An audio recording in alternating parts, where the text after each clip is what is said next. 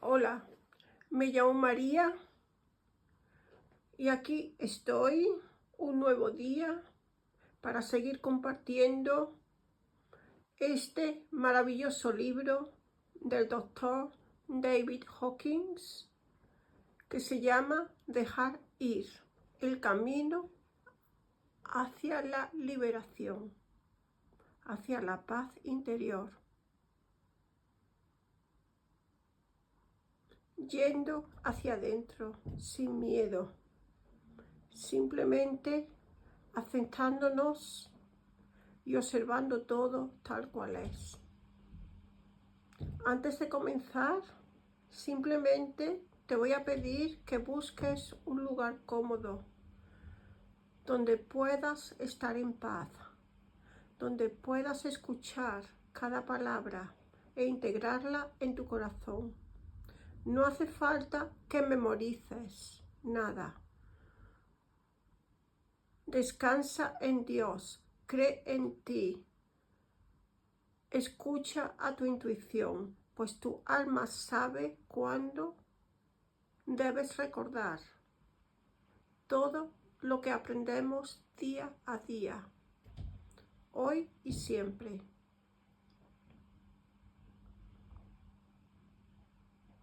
Permítete aquietar tu mente, relajar tu cuerpo, escuchar y escucharte, sentir tal cual sientas y te sientas en este instante. Todo está bien. Recordemos la afirmación: el dolor es inevitable. Sin embargo, el sufrimiento es opcional. Todo depende de ti. Todo depende de mí y todo depende de cada uno de nosotros. Tan solo se requiere una pequeña dosis de voluntad y de poder elegir en todo momento cómo nos queramos sentir aquí y ahora.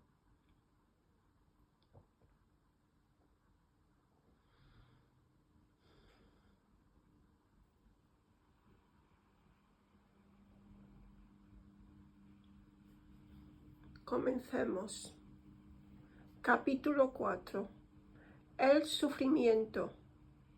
El sufrimiento es una experiencia común a todos. Cuando sufrimos, sentimos que las cosas son demasiado difíciles. Nunca llegaremos, no amamos ni somos amados. Tenemos pensamientos como: he desperdiciado todos estos años.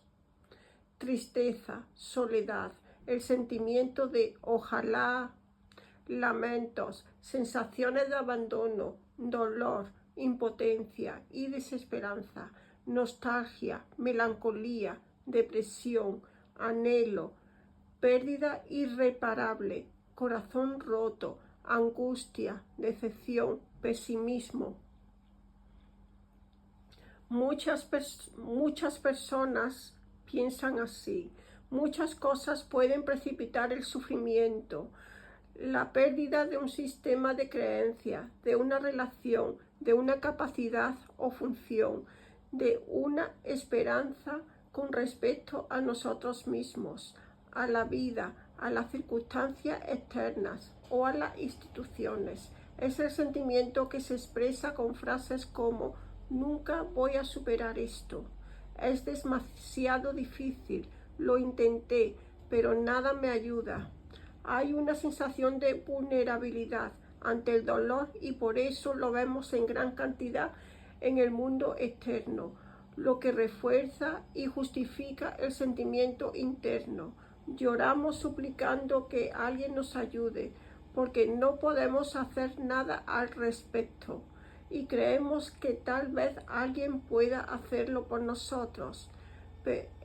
Sin embargo, esto está en contraste con la apatía, en la que domina la sensación de que nadie puede ayudar.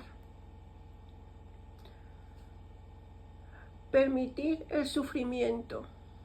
La mayoría de nosotros cargamos con una gran cantidad de dolor reprimido. Los hombres son especialmente propensos a ocultar este sentimiento porque llorar se considera poco masculino. La mayoría de las personas tienen miedo de la enorme cantidad de dolor que han reprimido.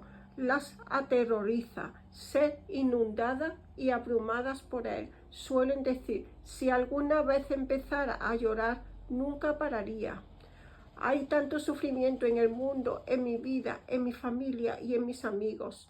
Oh, las tragedias de la vida, tantas decepciones y esperanzas desgarradas. El sufrimiento suprimido es responsable de muchas enfermedades psicosomáticas y otros problemas de salud. Si en lugar de suprimir la sensación se le permite salir y se suelta, pasamos rápidamente del sufrimiento a la aceptación. El sufrimiento continuo por una pérdida se debe a la resistencia a aceptar ese estado y a permitir que el sufrimiento se agote. La persistencia de una sensación se debe a nuestra resistencia a abandonarla. Lo vemos, por ejemplo, en la canción de Cry Me a River. Cuando aceptamos que podemos aguantar el sufrimiento, ya hemos entrado en el orgullo. La sensación de puedo hacerlo y puedo con ello nos lleva al coraje para enfrentar nuestros sentimientos y soltarlos, con lo que pasamos a los niveles de la aceptación y finalmente a la paz. Cuando soltamos el abundante sufrimiento al que hemos estado aferrados desde siempre, nuestros amigos y familiares notan un cambio en nuestra expresión facial. Nuestro paso es más ligero y parecemos más jóvenes.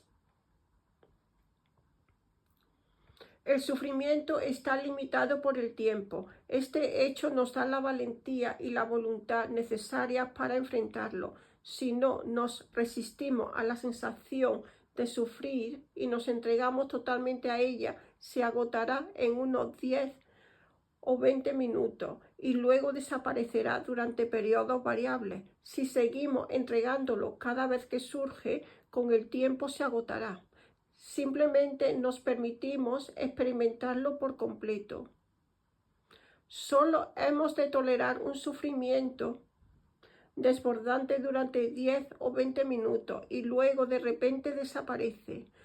Si nos resistimos al dolor, entonces seguirá. El dolor reprimido puede durar años. Al enfrentar el sufrimiento se suele reconocer y dejar de lado la vergüenza y lo embarazoso de experimentar esa sensación. Esto es especialmente cierto para los hombres. Tenemos que abandonar nuestro miedo a la sensación y a sentirnos desbordados y abrumados por ella. Ayuda a darse cuenta de que soltar la resistencia a la sensación permite que ésta nos atraviese con rapidez. Repito, ayuda a darse cuenta de que soltar la resistencia a la sensación permite que ésta nos atraviese con rapidez. Tradicionalmente, su propia experiencia y sabiduría ha llevado a las mujeres a decir: un buen llanto hace que me sienta mejor. Más de un hombre se ha sorprendido al aprender esta verdad. Puedo decir por propia experiencia que un dolor de cabeza se me alivió de manera sorprendente y casi inmediata en cuanto permití que aflorara el sufrimiento de una situación pasada. A medida que iba surgiendo el dolor, me vino la frase: los hombres no lloran. Después de soltar el orgullo masculino con respecto al llanto, vino el temor, que nunca se detuviera. En cuanto a él temor se fue, llegó la ira hacia una sociedad que fuerza a los hombres a reprimir sus sentimientos, e ira por la idea que a los hombres ni siquiera se les concede tener sentimientos. Al soltarla, alcancé el nivel del coraje y poder permitir el necesario llanto. No solo se me alivió el dolor de cabeza, sino que cuando el torrente de sollozos disminuyó, sentí una profunda tranquilidad.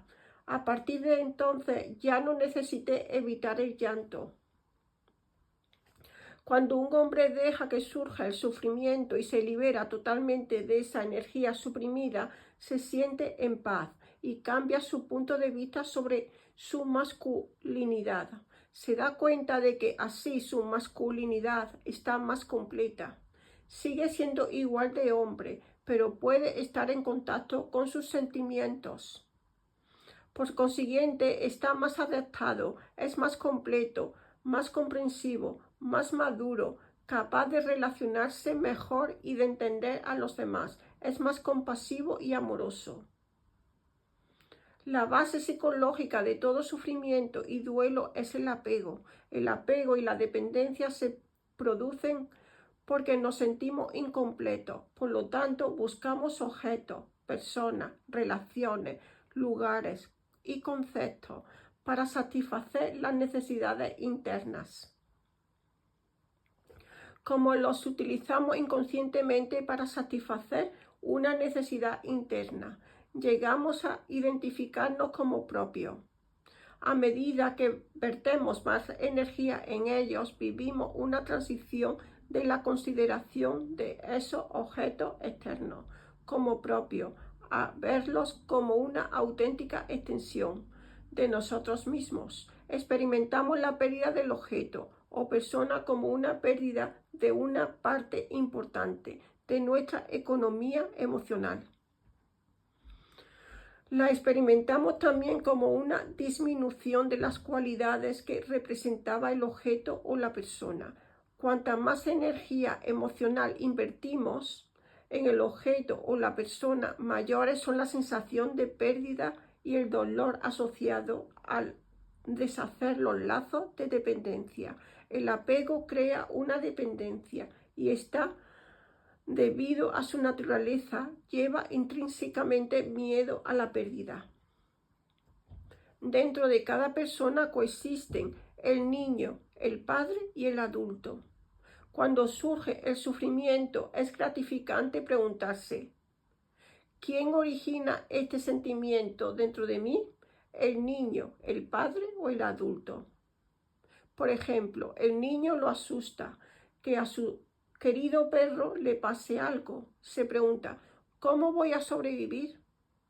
El adulto interno también siente sufrimiento, pero acepta lo inevitable. El perrito es mortal. El adulto en nosotros acepta que la impermanencia es una realidad de la vida. Repito, el adulto en nosotros acepta que la impermanencia es una realidad de la vida. Aceptamos que nuestra juventud es transitoria, que muchas relaciones son románticas,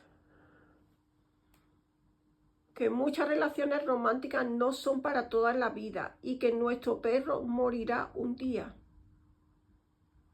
Gestionar la pérdida. Debido a la naturaleza del apego, el primer estado que precede a la experiencia de la pérdida es el miedo a ella. Generalmente nos defendemos de esto de dos formas. Una es aumentando la intensidad del apego mediante intentos persistentes de fortalecer los lazos.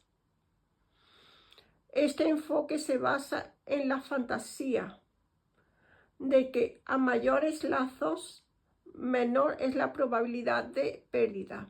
Esta misma maniobra a menudo precipita la pérdida en las relaciones, porque la otra persona trata de liberarse del apego posesivo y del fuerte control restrictivo que siente. Así como lo que tenemos en mente tiende a manifestarse, el miedo a una pérdida puede ser el mecanismo que la provoque. La segunda forma de gestionar el miedo a la pérdida es con el mecanismo psicológico de la negación, al que en el lenguaje de cada día damos el nombre de el juego del avestruz. A diario vemos a nuestro alrededor las diversas formas de negarse a enfrentar lo inevitable. Todas las señales de alarma están ahí, pero la persona no las tiene en cuenta. Por lo tanto, quien está en un proceso evidente de perder su trabajo tiende a no verlo. Los cónyuges de un matrimonio se está yendo al jarete. No comprende ninguna acción correctiva. El enfermo grave ignora todos los síntomas y evita la atención médica. Los políticos no encaran los problemas sociales y esperan que desaparezcan solos. Países enteros son ajenos a la precariedad de su existencia. Por ejemplo, son incapaces de prever ataques como los del 11 de septiembre. El conductor ignora las claras señales de advertencia de un motor que funciona mal. Todos nos hemos arrepentido alguna vez de no haber prestado atención a las señales de advertencia de los problemas futuros. Para gestionar el temor a la pérdida, tenemos que ver cuál es el propósito al que sirve la persona o el objeto externo presente en nuestra vida. ¿Qué necesidad emocional satisface? ¿Qué emociones surgirían si lo perdiéramos? Podemos anticipar la pérdida y gestionar los temores asociados a ella, desarmando los complejos emocionales que representan las personas u objetos que tememos perder y soltando los sentimientos individuales que componen dichos complejos. Digamos, por ejemplo, que tienes un perro por el que has sentido apego durante muchos años. Es obvio que el viejo Roba se está haciendo mayor. Te das cuenta de que no te gusta pensar que su avanzada edad te siente incómodo ante la perspectiva de su muerte y la apartas de tu mente. Cuando te descubres haciendo esto, ves que estos sentimientos son señales de advertencia, que no estás abordando la situación emocional. Así te preguntas, ¿a qué propósito sirve el perro en mi vida? ¿Cuál es su utilidad emocional para mí? Amor, compañerismo, dedicación, diversión y distracción. ¿Perder el perro dejará estas necesidades emocionales personales insatisfechas? Al examinar esto es posible reconocer y soltar un poco ese miedo. Una vez que renuncias al miedo, no has de recurrir a la negación, ni pretender que Roba vaya a vivir para siempre. Otra emoción asociada al sufrimiento y al duelo es la ira. La pérdida de algo importante con frecuencia despierta una sensación de rabia que puede ser proyectada sobre el mundo, la sociedad, los individuos y, en último término, Dios, a quien consideramos responsable de la naturaleza del universo. La ira deriva de negarnos a aceptar que en esta vida todas las relaciones y posesiones son transitorias. A la larga tendremos que abandonar hasta el cuerpo físico, nuestro mayor apego, como todo el mundo sabe. Lo que es importante o reconfortante para nosotros se convierte en un apego permanente. En consecuencia, cuando esa ilusión se ve amenazada, experimentamos ira, resentimiento y autocompasión, sentimientos que pueden derivar en amargura crónica. La rabia impotente se asocia con el deseo de cambiar la naturaleza del mundo y la imposibilidad de lograrlo. Así, al enfrentar este hecho de la existencia, una gran pérdida puede producir un cambio en nuestra posición filosófica, despertar en nosotros todos los apegos, volver a negar el hecho evidente de que todas las relaciones son transitorias e intensificar furiosamente los lazos existentes para compensar la pérdida. Algo que nos ayuda a gestionar la negación de la inevitabilidad de la pérdida es revelar los intentos de manipulación. En la fantasía, la mente trata de desarrollar tácticas para evitar la pérdida, que pueden tomar la forma de ser más bueno más trabajador, más honesto, más perseverante o más leal. En las personas religiosas esto puede tomar la forma de tratar de manipular a Dios mediante promesa y pacto. En las relaciones puede dar lugar a una conducta de sobrecompensación. El esposo se vuelve cada vez más obediente y cariñoso en un intento de evitar una ruptura. El marido, desatento, de repente comienza a traer regalos y flores a casa en lugar de llegar a la raíz del problema. Cuando la negación se derrumba y vemos que las manipulaciones no han funcionado, atravesamos el temor y llegamos a la depresión. Entonces tiene lugar un auténtico proceso de duelo y sufrimiento. Es posible trabajar todos estos estados emocionales con mayor rapidez mediante el dejar ir. Se entrega la inevitabilidad del sufrimiento y se asume una voluntad de soltar la resistencia y dejar que el proceso ocurra, suceda y se complete por sí mismo. Podemos tomar la decisión de dejar de resistirnos al dolor. En lugar de negarlo y resistirte, te sumerges en él y lo superas. Te permite llorar al viejo Robert o la pérdida de una relación. Siempre hay una cantidad variable de culpa asociada a la sensación de sufrimiento. La culpa se basa en la fantasía de que la pérdida representa un castigo o de que una actitud o conducta diferente habrían impedido que esto sucediera, a menos que se renuncie a ella. La culpa puede reciclarse y reabastecer la ira y la rabia. La rabia no reconocida se proyecta sobre otras personas del entorno en forma de culpa. Más adelante, la culpabilidad proyectada sobre otras relaciones puede reforzar la pérdida al provocar otra pérdida mayor. Esto sucede con frecuencia entre cónyuges como consecuencia de la muerte de un hijo. Se ha corroborado que la tasa de divorcio entre los padres que han perdido a sus hijos llega al 90%. Debido a la proyección de la culpabilidad a una pérdida grave, la sigue la otra, la del cónyuge. Veamos un ejemplo de este tipo de relación en una mujer de 40 años. Tuvo un matrimonio excelente durante 20 años, con un marido atento y considerado. El hijo menor tenía leucemia. Cuando murió la mujer, entró en un proceso de pena y duelo. Y lo que es más importante, tuvo una reacción de odio. Odiaba a los médicos, odiaba el hospital, odiaba a Dios, odiaba a su marido y al resto de sus hijos. Su rabia se hizo tan indómita que llegó a mostrarse violenta y amenazadora. Tuvieron que llamar varias veces a la policía para controlar su violenta conducta. Al final, los demás hijos se fueron de casa por miedo al caos, los abusos físicos y las amenazas. Su marido removió cielo y tierra para tratar de ayudarla. Pero ella también descargaba su ira contra él y lo atacó con violencia en varias ocasiones. La desesperación y el agobio también acabaron ahuyentándolo. Esta caótica situación terminó en un divorcio en el que la mujer perdió su casa.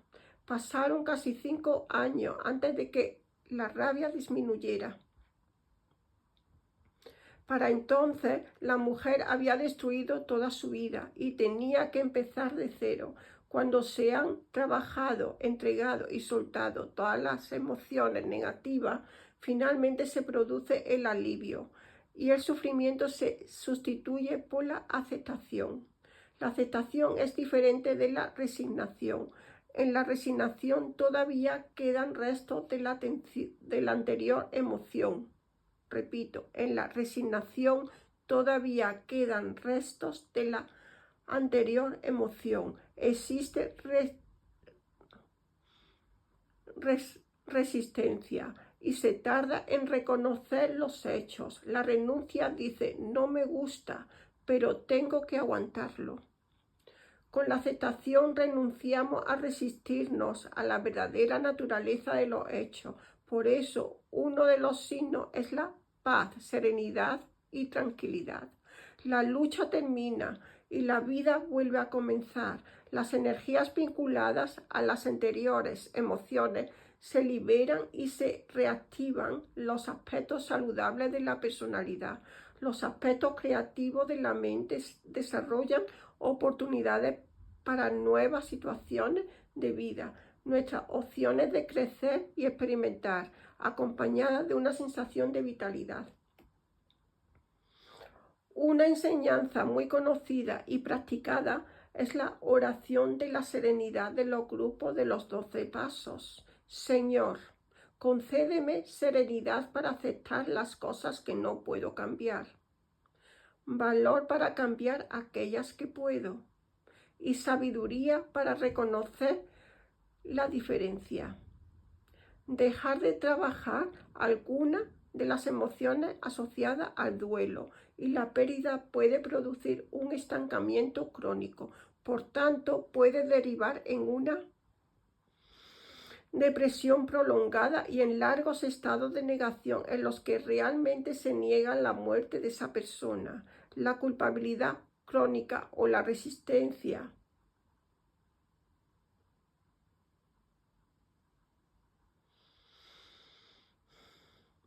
a trabajar las emociones asociadas a la pérdida puede provocar dolor y enfermedad física. Los mecanismos que subyacen a este proceso se explican en un capítulo posterior sobre la relación entre cuerpo y mente. La energía reprimida de las emociones a las que no hemos renunciado resurge en los sistemas nervioso y endocrino, produciendo un desequilibrio que dificulta el flujo de la energía vital a través de los meridianos de acupuntura. Esto da lugar a cambios patológicos en diversos órganos. Es un hecho reconocido que la tasa de mortalidad entre las personas que están viviendo un duelo es mucho mayor que la de la población en general, especialmente en el primer o segundo año siguiente de la muerte del cónyuge. Uno de los orígenes de la culpa asociada al sufrimiento es la ira hacia la persona amada por haberse ido. Esta ira a menudo se reprime porque a la mente consciente le parece irracional. Las virtudes de los queridos difuntos se expanden y exageran en la fantasía. Esta discrepancia complica la culpa. Y pregunto, ¿cómo podríamos estar enfadados con una persona tan maravillosa? Sentimos culpa por estar enfadados con Dios, creador del universo, que ha permitido el trágico suceso. Una mujer de 60 años se presentó en mi consulta con múltiples dolencias físicas. Sufría ataques de asma, alergias, bronquitis, frecuentes episodios de neumonía y todo tipo de dificultades para respirar. Durante la psicoterapia reveló que su madre había muerto 22 años antes y añadió que, curiosamente, no había tenido ninguna reacción ante su muerte. A pesar de que era su responsabilidad, no se había ocupado de que se colocara una lápida en la tumba. Por la información dada, era evidente que había mantenido una relación muy dependiente con su madre y que para ella su madre era una figura ambivalente por haberse resistido a cubrir todas sus necesidades. Necesitó muchos meses para trabajar su negación masiva, asociada a la culpa, que le producía su ira contra su madre por haberla abandonado. Esa ira dirigida hacia el interior había tomado la forma de enfermedad.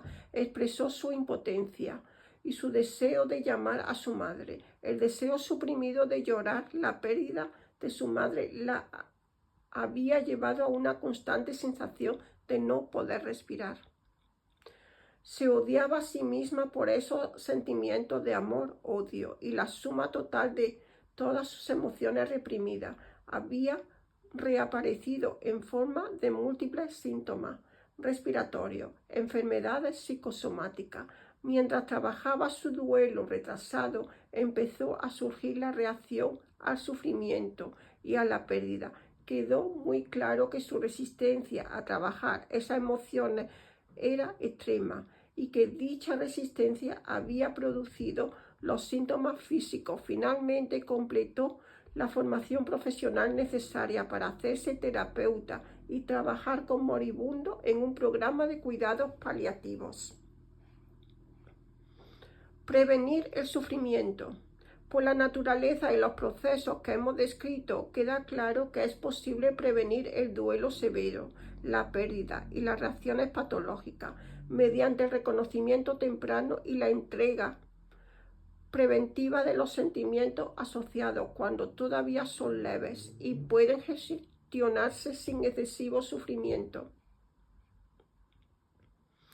Como hemos visto, la base de todo duelo y pérdida es el apego, además de la negación de la naturaleza transitoria de todas las relaciones.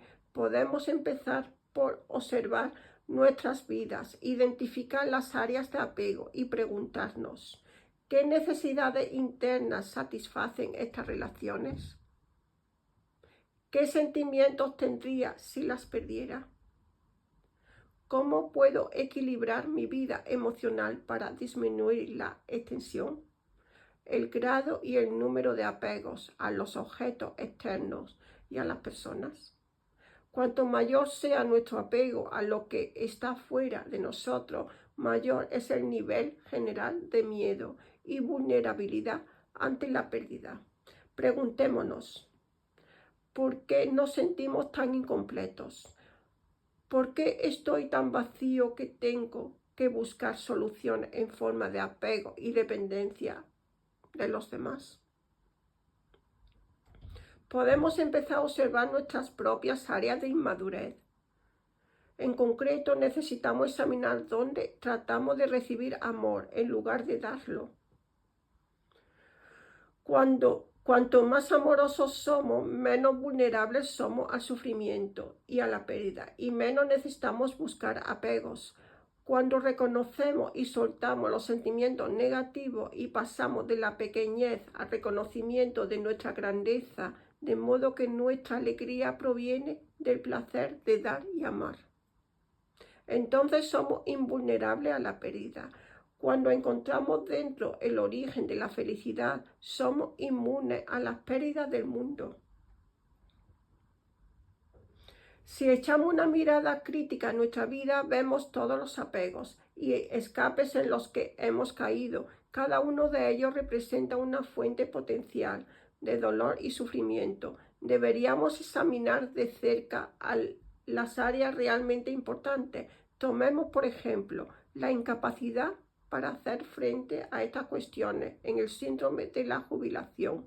Les suele ocurrir a las mujeres cuando la tarea de criar a los hijos llega a su fin y estos se van de casa, el síndrome del nido vacío, y a los hombres cuando llegan a la edad de la jubilación o pierden su trabajo, o bien cuando alguna discapacidad física les impide continuar con su actividad.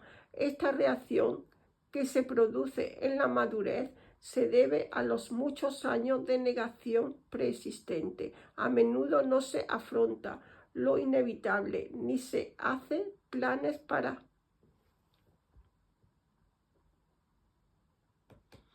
desplegar otras actividades que satisfagan las mismas necesidades internas, los sentimientos de autoestima, el deseo de sentirse necesario e importante y la necesidad de contribuir y ser productivo.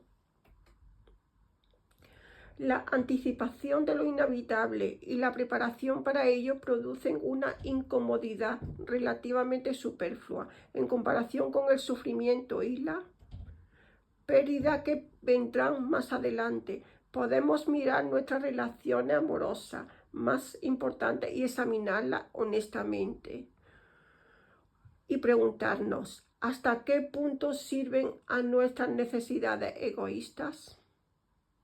¿Hasta qué punto utilizamos a la otra persona para explotarla en nuestro beneficio? ¿Hasta qué punto están los demás sirviendo a nuestra felicidad? Para averiguarlo, lo único que tenemos que hacer es preguntarnos, si fueran más felices dejándome, ¿cómo me sentiría? Esto revela en qué medida estamos tratando de restringir y controlar a la otra persona. Hace más de 2000 años Buda observó que la base de todo sufrimiento humano son el deseo y el apego, y la historia humana no ha hecho sino confirmar la verdad de su enseñanza. Y pregunto, ¿cuál es la solución a ese dilema? Solo nuestra pequeñez promueve el apego. El pequeño yo está controlado por un conjunto de programas asustadizos e inadecuados que sin saberlo permitimos que nos manejen. Al dejar ir, desactivamos estos programas para que dejen de manejarnos. Entonces somos libres de expandir la mayor conciencia de nuestro ser más elevado. Esa parte de nosotros a la que nos referimos como nuestro yo superior ama en lugar de pedir amor. Esto significa que en todo momento estamos rodeados por el amor que es ilimitado. La persona que ama atrae el amor automáticamente. Al soltar de forma constante nuestros sentimientos negativos, nos curamos del dolor presente y prevenimos el dolor futuro. El miedo es reemplazado por la confianza, que viene acompañada de una profunda sensación de bienestar. Nos hacemos inmunes al sufrimiento de la pérdida cuando reemplazamos la dependencia del pequeño yo, la personalidad, por la del ser, la divinidad en nosotros. Busquemos la seguridad en el ser, que es eterno, en lugar de en el pequeño yo, que es transitorio. Que así sea.